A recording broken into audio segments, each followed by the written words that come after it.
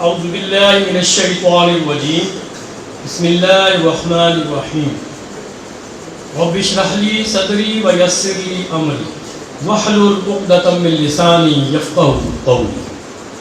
صدق اللہ العظیم.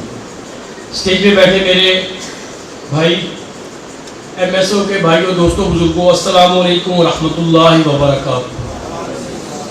قرآن کی اس آیت سے شروع کروں گا. یا ایھا الذین آمنوا لا تتخذوا اليہود والنصارى بعضهم اولیاء بعض ومن يتولهم منکم فإنهم منهم ان اللہ لا يهدی القوم الظالمین. اللہ قرآن میں فرماتا ہے اللہ کمی بیشی معاف کرے.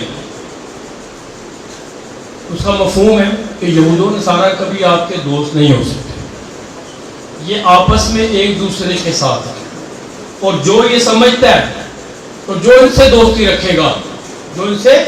دوستی رکھے گا وہ انہی میں سے ہوگا.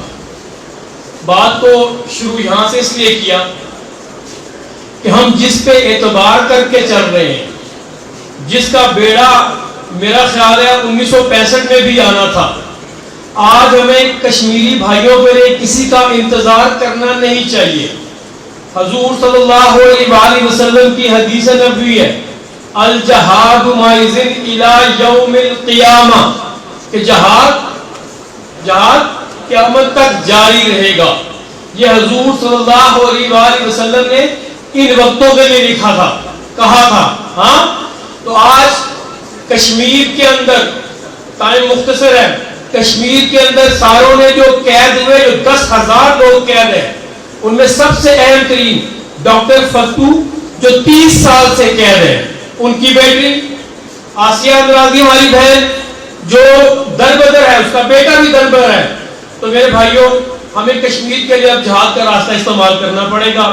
اور میں یہ خوشی سے یہ بات کہنا چاہوں گا کہ M S O Muslim student federation جب بھی کوئی دین کی بات ہو, پاکستان کی سالمیت کی بات ہو, یا کسی بھی مسلمان بھائی کی بات ہو, چاہے وہ فلسطین کے ہو, چاہے وہ افغانستان کے ہو, چاہے وہ روہنگیا کے مسلمان ہو, انہوں نے ہمیشہ بڑھ چڑھ کے حصہ لیا اور میں ان کو خراج تحسین پیش کرتا ہوں. اور انشاءاللہ تعالیٰ ان کو یہ یقین دلاتا ہوں کہ جس وقت انشاءاللہ تعالیٰ یہ حکم کریں گے اور انجمن تاجران راول پنڈی بلکہ پورا پنجاب ان کے ساتھ کھڑا ہوگا, اور انشاءاللہ تعالیٰ آج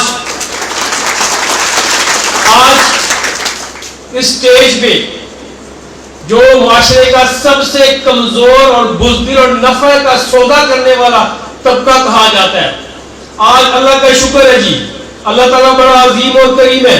اللہ تعالیٰ نے راول پنڈی کے تاجروں کو دین کے لیے الحمدللہ چن لیا جی. چاہے وہ ناموس رسالت کی بات ہو, چاہے وہ ختم نبوت کی بات ہو, چاہے وہ روہنگیا کے مسلمانوں کے مظالم کی بات ہو, آپ کو انجمن تاجران صف اول میں نظر آئے گی.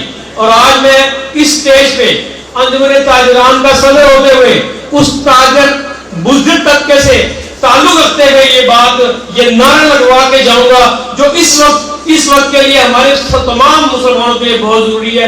سبیلنا سبیلنا, آواز وہاں تک نہیں جائے گی جہاں تک پہنچانی ہے ایوانوں میں. سبیلنا سبیلنا. بہت بہت شکریہ.